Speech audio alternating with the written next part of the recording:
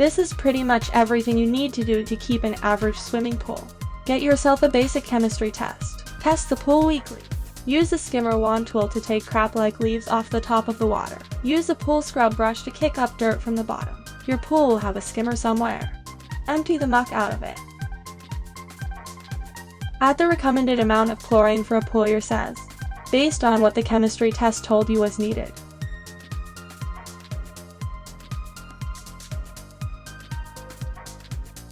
Do the same with baking soda and acid needed.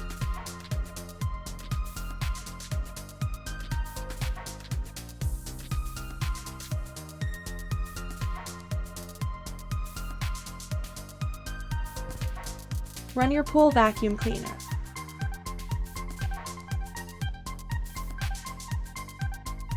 That's pretty much it. Please like and subscribe. Thank you.